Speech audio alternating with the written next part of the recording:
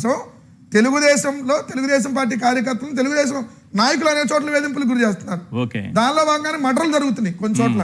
ఎందుకంటే మీకు తెలుసు వీరయ్య చౌదరి ఎవరు చంపారు? తెలుగుదేశం వాళ్ళే. పల్నాడులో మాచర్లలో తోట చంద్రయ్య కొడుకు ఇంకొక ఇద్దరు కలిసి ఒక ఇద్దరిని అక్కడ తెలుగుదేశం వాళ్ళని అక్కడ ఆధిపత్యపూర్లో భాగంగా చంపారు. నాయుడుపేటలో అలా జరిగింది. కర్నూలులో ఒక ఎక్స్ కార్పొరేటర్ని ఇదే విధంగా జరిగింది. అంటే 4 సంఘటనలు జరిగినాయి మనం ఈ 12 నెలల్లో. తెలుగుదేశం వాళ్ళే చంపినటువంటి పరిస్థితులు. దాడులు అయితే కోకళ్ళు వాళ్ళే చాలా మంది ఆత్మహత్యాయత్నాలు చేసుకున్నాయి. మహానాడు వేదికగా చూసాం మనం, అనేక సందర్భాల్లో చూస్తాం. అసలు మహానాడు జరుగుతుంటే టవర్ ఎక్కిన మహిళలను చూసాం మనం.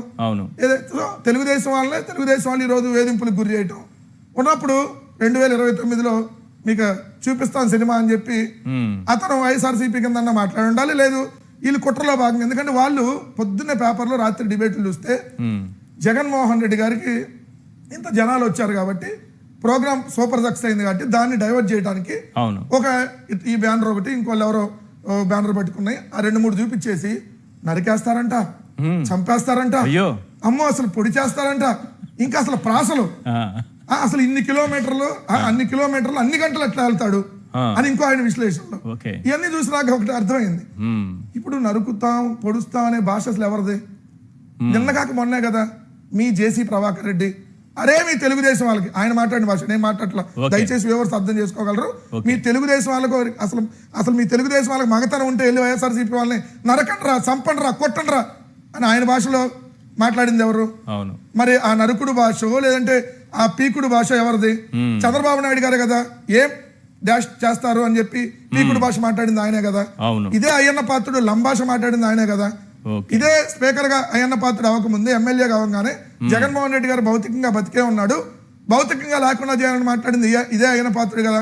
చంద్రబాబు నాయుడు గారు సంవత్సరం అయినటువంటి సందర్భంలో ఆ ఎల్లో జాకీలకి ఇంటర్వ్యూలు ఇచ్చేటటువంటి సమయంలో ఆయన ఏమన్నాడు? భూస్థాపితం చేసేయాలి, రాజకీయంగా కాదు శాశ్వతంగా భూస్థాపితం చేయాలి అని అందెవరు? శాశ్వతంగా భూస్థాపితం అంటే ఏంది? రాజకీయంగా భూస్థాపితం అనే వాడికి మనం డిఫరెంట్ అర్థం. శాశ్వతంగా భూస్థాపితం చేయాలంటే దానికి అర్థం ఏంటి? మనుషులు లేకుండా చేయాలనే కదా. గాల్లో వచ్చినాడు గాల్లో పోతాడని లేదా? గాల్లోనే పైకి పంపించేస్తా ఉన్నారు. ఎవరు? సునీత గారు, మొన్న పరిటాల సునీత గారు గాల్లో నుంచి గాల్లోనే పంపించేస్తా ఉన్నారు. సో ఇవన్నీ ఏడాది కాలంలో వీళ్ళందరూ మాట్లాడిన మాటలే కదా. మరి వీటన్నిటికి సమాధానం చెబుతారు వాళ్ళు.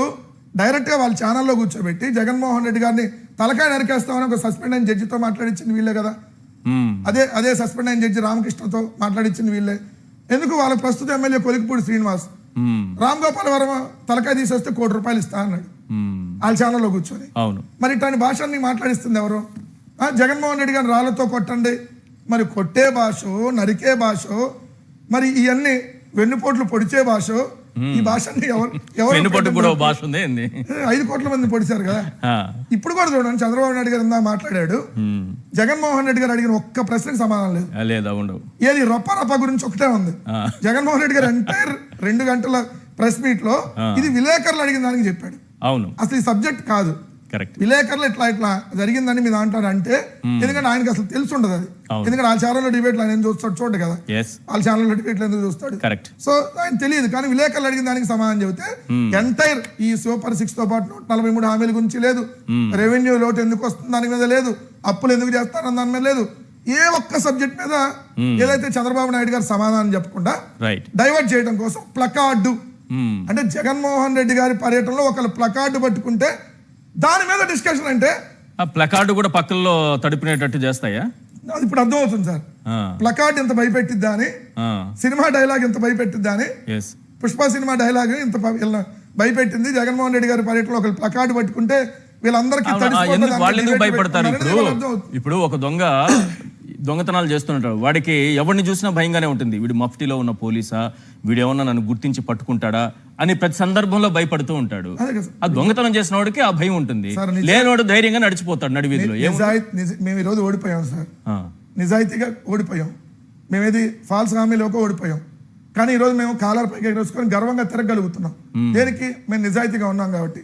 చంద్రబాబు నాయుడు గారికి వాళ్ళ పార్టీలో నిజాయితీ లేదు కాబట్టి ఇదిగోండి సోషల్ మీడియాలో ఉన్న పోస్ట్ పెడితే దానికి భయం, వైఎస్ఆర్ కాంగ్రెస్ పార్టీ నాయకుడు ఏమైనా మాట్లాడితే భయం, వైఎస్ఆర్ కాంగ్రెస్ పార్టీ కార్యకర్త ప్లకార్డు పట్టుకుంటే భయం, లేదు వైఎస్ఆర్ కాంగ్రెస్ పార్టీకి సంబంధించినటువంటి వాళ్ళు ఎవరైనా ఏది కార్యకర్త ఏదైనా మాట్లాడుతున్నాడు అనుకోండి ఒక వీడియో చేసి దానికి భయం.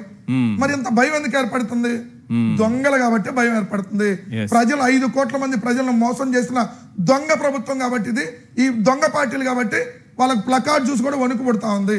సో ఆ ప్లకార్డ్ చూసి వణుకు ఎందుకు పడుతుందంటే 2029లో ఆ ప్లకార్డ్ లో ఉన్నది నిజం చేస్తారేమో, ఎందుకు ఎట్టి పరిస్థితుల్లో అధికారంలోకి వస్తాం.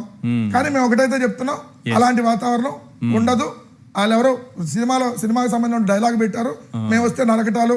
జగన్మోహన్ రెడ్డి గారు ఆ పని చేస్తామని చెప్పలే, వీళ్ళైతే ప్రచారం చేసుకుంటారు, కానీ అది వాళ్ళకి అలవాటైన విద్య. మళ్ళీ ఈ వేదిక సాక్షిగా చెప్తున్నా ఏంటంటే ఖచ్చితంగా మమ్మల్ని ఎవరైతే వేధింపులకు గురి చేశారో వాళ్ళ మీద ఏదైతే న్యాయస్థానాల్లో శిక్షలు పడేటట్టుగా వెళ్తాం తప్ప ఎక్కడా కూడా వ్యక్తిగత దాడులు అలాంటి ఎవరో పోస్టుల్లో చూపించినట్లాంటి అటువంటి ఎక్కడా ఉండదు. వీళ్ళు చేస్తున్నటువంటి దుష్ప్రచారాన్ని తిప్పికొట్టాల్సినటువంటి అవసరం ఖచ్చితంగా. ప్లకార్డులు చూసి పక్కల దొడిపేసుకుంటున్నటువంటి పచ్చమూకలు ఒకవైపు, ఇక చంద్రబాబు నాయుడు గారు ఆ పార్టీకి సంబంధించినటువంటి నాయకులు, వీళ్ళు చేసినటువంటి ఆధ్యాత్మిక బోధనలు, సుమతి శతకాలు, శాంతి వచనాలు, ఇవన్నీ ప్రవచనాలు, ఒక్క ప్లకార్డును చూసి పక్కల దొడిపేసుకుంటున్నారు పచ్చమూకలు. అయితే ఇదే అంశం పైన జగన్మోహన్ రెడ్డి గారు మాట్లాడుతూ, అతను టీడీపీ అయితే ఏంటి, వైఎస్ఆర్సీపీ అయితే ఏంటి, టీడీపీలో ఉన్నా సరే అక్కడ నచ్చక ఇక్కడికి వచ్చి రప్ప రప్ప అంటున్నాడేమో అని అన్నారు. రైట్, దీనికి మరింత భయపడిపోయి జగన్మోహన్ రెడ్డి గారు మీరు ఆ మాట అంటారా, రప్పా రప్ప అని ఎంకరేజ్ చేస్తారా, మీ నోటితో మీరే రప్పా రప్ప అంటారా, అసలు ఏం చేయబోతున్నారు ఈ రాష్ట్రాన్ని, ఒకే ఆధ్యాత్మిక బోధనలు, శాంతి వచనాలు, ప్రవచనాలు, సుమతి శతకాలు మామూలుగా లేవు.